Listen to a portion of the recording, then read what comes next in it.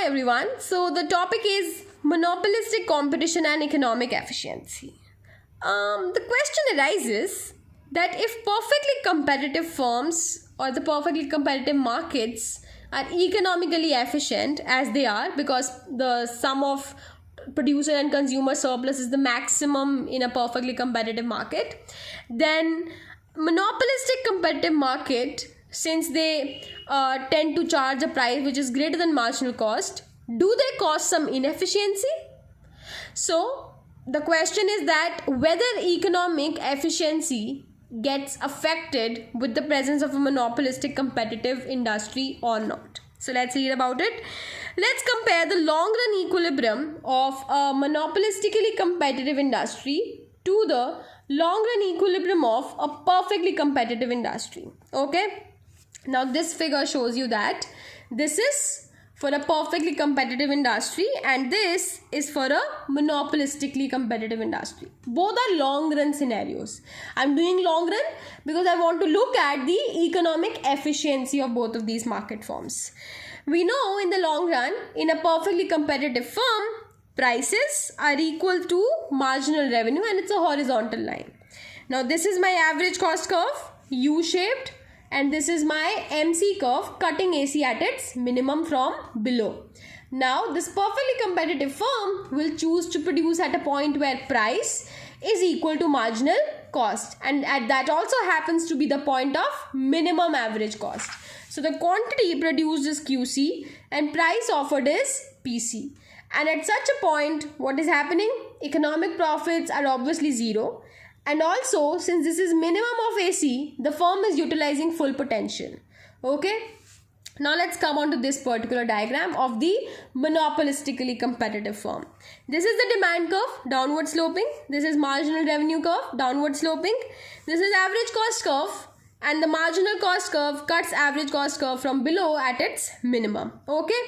Now this firm will produce at a point where MR and MC are equal. That is this point, and this point takes me to the demand curve at a price of PMC and gives me the quantity QMC. Okay, now notice some few interesting aspects.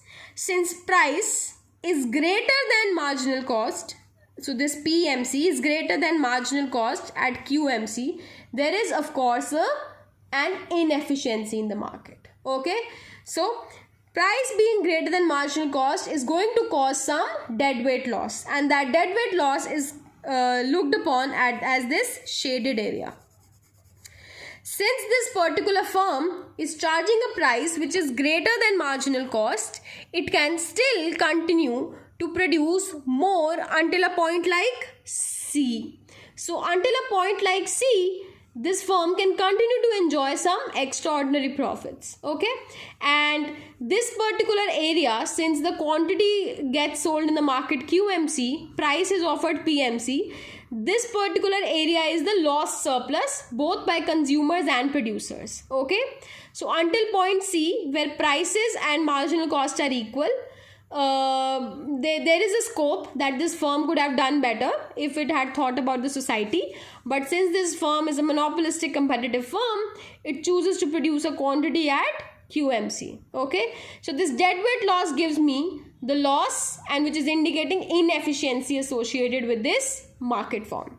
There is second source of inefficiency apart from the deadweight loss, and that source is at the point at which price MC, this PMC, is intersecting the average cost curve or is tangent or is at the average cost curve, is not the point of minimum average cost curve.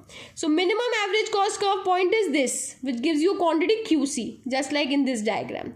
But here we happen to be at a point where average cost curve is not at its minimum, and quantity produced is QMC. That means this particular firm could have done better by producing more until a point where QC was achieved, such that the economies of scale, so basically the reduced cost, could have accrued to this firm.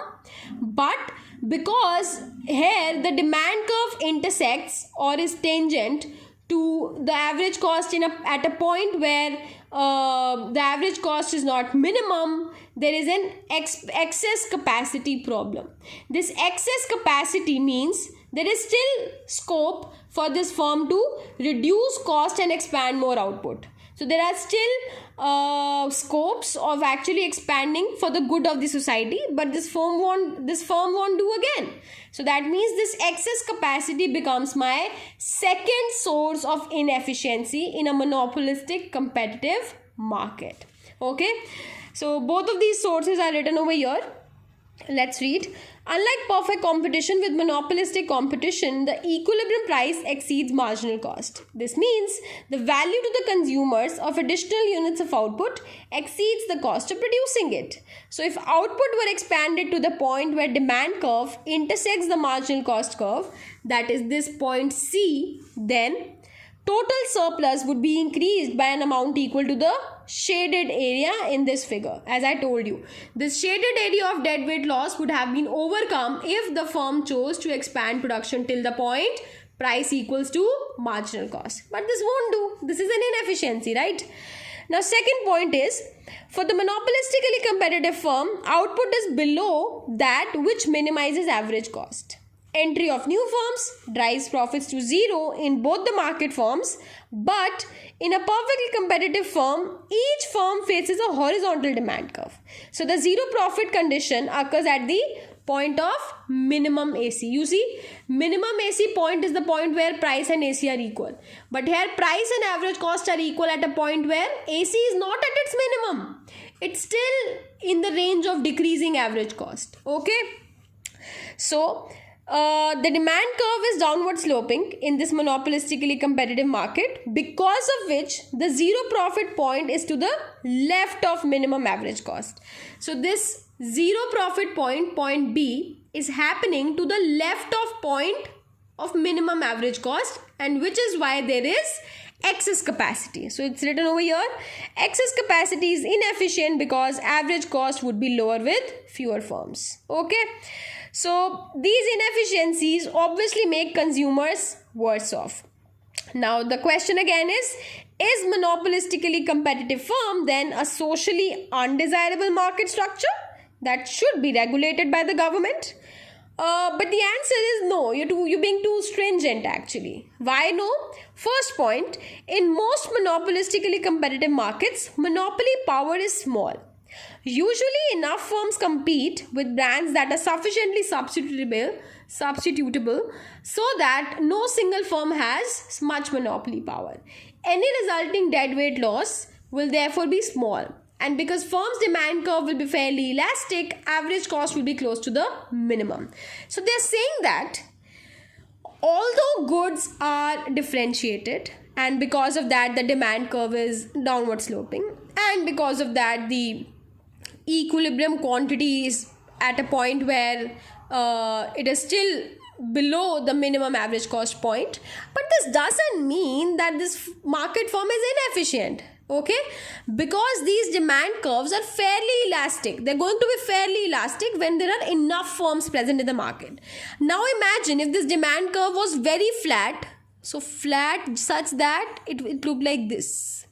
Now this would have ultimately reached the point of minimum AC. You see, a flatter demand curve could have resulted at a point of your efficiency, right? The minimum average cost point.